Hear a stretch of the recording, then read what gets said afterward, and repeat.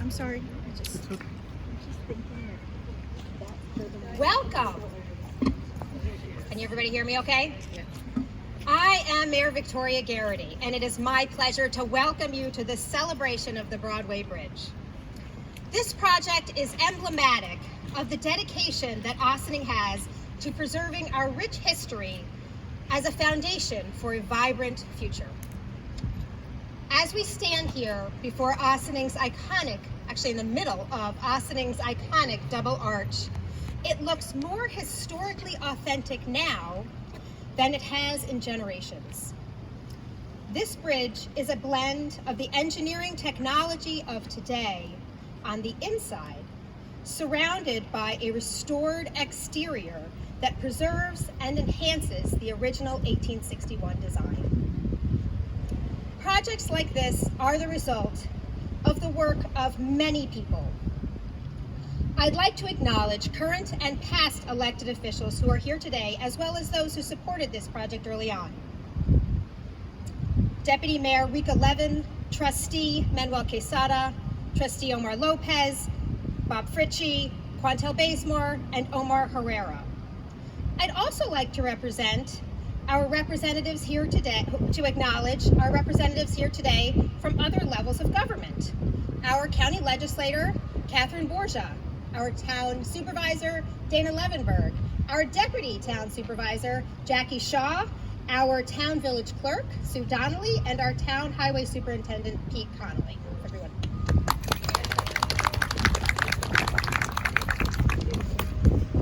There are some other names you'll see on the bronze plaque who were critically important to accomplishing this engineering feat. Civil engineer Joe Tremelli of Kellard Sessions Consulting. Structural engineer Nikki Shute, who I saw just arrived, thank you for being here, Nikki, of WSP USA. Phil Benza of Arbin, the contractor for the job, and Andres Rojas, Arbin's site manager, who was a big help in overcoming obstacles during the rehabilitation. Key members of the village administration who helped make this a success include village manager Karen DeTore, Corporation Counsel Stuart Kahan, Treasurer Thomas Warren, Deputy Treasurer Dale Ferreira, Superintendent of Water and Sewer Andrew Teese, and certainly, last but not least, Village Engineer Paul Fraioli.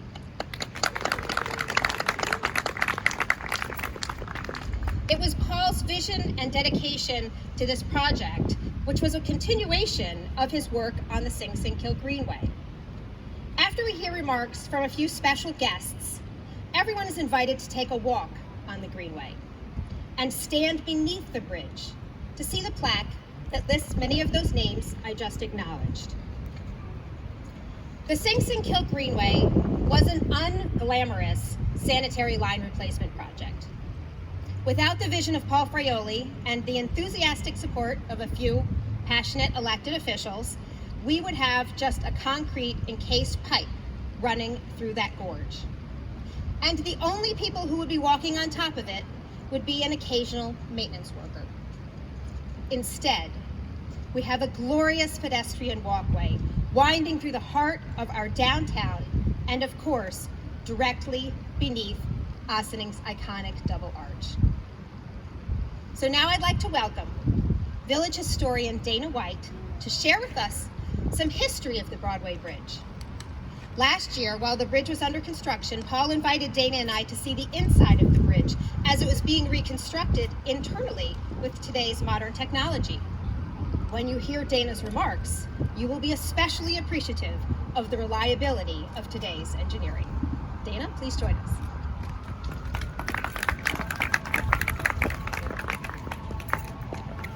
Thank you, Mayor Garrity. Thank you, everyone. I had a good time researching the lower arch. In 1861, the Sing Sing Republican newspaper was full of news of war, one between North and South. Families were seeing their men off to battle. But the village had another problem. The old wooden bridge that crossed the Sing Sing Kill below the high aqueduct arch was in bad shape. It was too weak to support carriages and too unsafe for children crossing it to go to the new Broadway school. While village fathers were hotly debating raising taxes to pay for a new road from the waterfront up along the Kill, today we know it as Central Avenue, there was no argument as to the need for a new bridge across the Kill. In 1861, this stretch of Broadway was still called Mill Street. Yes, there had been mills along the Kill, and the arcade fileworks sat where the community center is. The village fathers put in an emergency request for legislation to raise the $3,000 needed to build the new bridge. After intense lobbying in Albany, the bill was passed and the money found. They hired for the job one of the leading engineers of the day, William Harrison Grant. Originally from Sullivan County, Grant was extremely accomplished. As a younger man, he had surveyed the route for the Hudson River Railroad through the prison grounds. Later, he was assistant engineer on an enlargement of the Erie Canal. Our arch may well share DNA with Central Park. At the time he was commissioned to design the lower arch in Sing Sing, Grant was lead structural engineer for the magnificent new park in Manhattan, where he oversaw the construction of its many bridges and arches. Grant's mentor was the legendary John Jervis, chief engineer of the old Croton Aqueduct, which brought fresh water 40 miles from the Croton Reservoir to a thirsty New York City. Built in 1839, our upper arch was part of that project, built to carry the masonry pipe across the Sing Sing Kill. It soars 100 feet over the brook and is one of the engineering marvels of the 19th century. The lower arch, which we're celebrating today, was completed 23 years later. After bringing on Grant as engineer, the village trustees and highway commissioners issued a request for proposals for the construction of a new bridge over the Kill. As the editor of the Sing Sing Republican put it, some prefer an iron bridge, some a wooden bridge, and others an arched stone bridge. We do not claim to have much knowledge of bridges or bridge building. At the same time, we venture an opinion that an arched stone bridge would make a permanent and universally satisfactory one to the community. The winning bid was from a local builder named Barney Fauché, the descendant of French immigrants who settled in Sparta in the 18th century. He was also, at the time, a village trustee, but after winning the bid, he resigned to avoid the appearance of a conflict of interest. The lower arch took only a year to complete. When the new bridge was unveiled, Mill Street was renamed Broadway, which came up from the waterfront. As was customary, the men included a keystone on the west side of the arch with their names, W.H. Grant and B. Fauché, and the year 1861, when the project began. A water main was added to the bridge in the 1880s. Barney Fauché went on to rebuild Main Street after a series of fires in the 1870s. His Fauché building was a fixture at the southwest corner of Spring and Main, though it was torn down in the 1970s. He was on the building committee of the Methodist Church on Emmleton Street, which was completed in 1889, the same year he passed away. William Grant went on to become superintending engineer for the New York City Department of Public Works and then the Public Parks. He ended his career at the U.S. Naval Observatory. His wife, Mary Locke, was from Sing Sing Village, and they retired here in 1893. Both he and Fauché are buried in Dale Cemetery.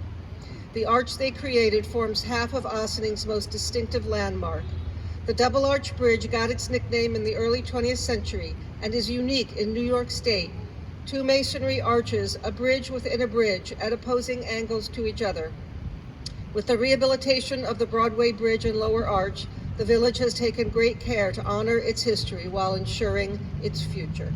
Thank you.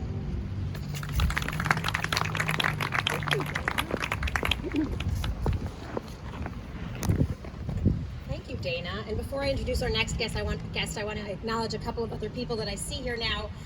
Thank you very much to Chief Sylvester and the Ossining Police Department for allowing us to stand in the middle of a roadway today.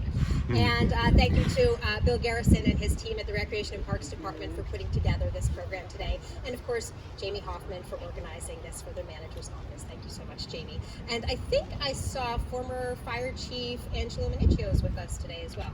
Thank you for joining us, Angelo. Good to see you. Oh, yeah, that was very good. Oh, and certainly did not need to overlook our friend from the town council, Northern Wiltshire, who lives right on the other side of this bridge. Thank you for joining us, Norman. I'm so glad you're here. Thank you, Sue, for reminding me. Okay, so I don't believe there is anyone as knowledgeable about the aquatic life of our local Hudson River tributaries as Gareth Huffam.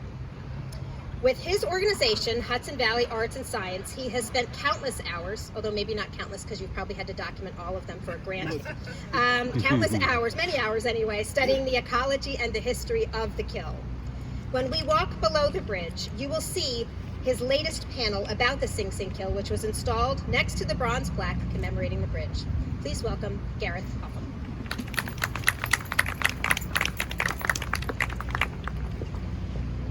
Thank you, Mayor Garrity.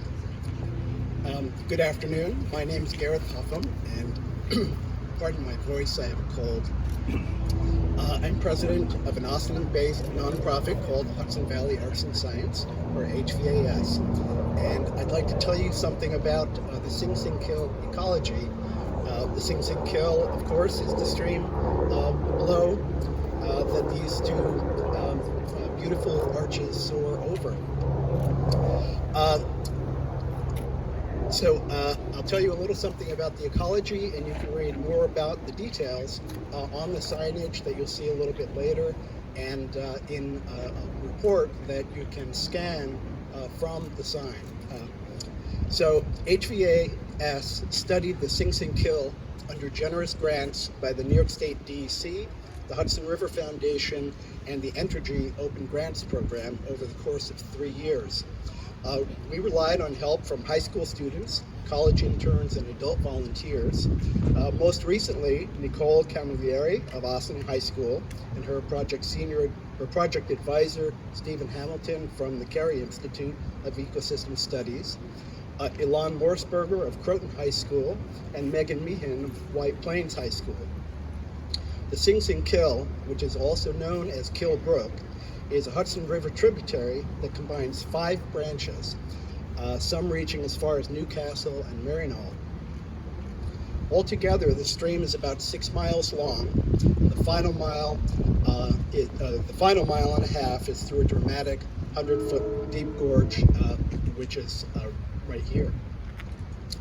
During our study, we looked at 3 main parameters: water quality, fish diversity, and what is called aquatic organism passage, or AOP, or more generally just called connectivity.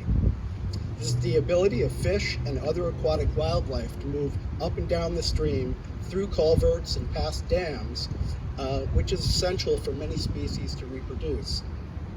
So what did we find? What are our results? So regarding water quality, it's a lot better than it was before the sewage main that the village replaced a couple of years ago. Greatly improved. However, work is still needed to be done. Unidentified upstream sources of sewage continue to pollute the Sing Sing Kill. These are most likely failing septic systems and unseen broken sewage pipes, both of which make identifying the sources very difficult. Bacteria levels that we've measured over the course of these 3 years are from 10 to 100 times higher in hotspots than DEC standards for recreational waters. This is after the improvements. The village and town take this seriously. As bad as this is, it's typical of Hudson River tributaries and are a primary source of Hudson River pollution.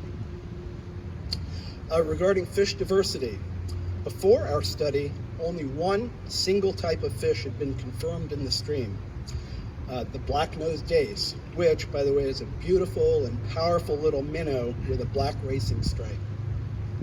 You can see them in schools racing around as you walk along the Greenway. However, during our field work, we confirmed 9 different species of fish in the stream, and we were shocked and very pleased. This little stream is very much alive and well, despite the remaining water quality issues. Regarding aquatic organism passage, we characterized 64 road stream crossings which utilized culverts. Almost all of these culverts were of an old design that did not allow or did not account for fish passage. Thus, most were not passable, severely limiting the essential movement of migrating fish into and out of the stream from the Hudson River for springtime spawning. Sadly, this is true of most tributaries in the region and is devastating to fish wildlife in the Hudson and even the Atlantic Ocean, from where many of the migrating fish come and go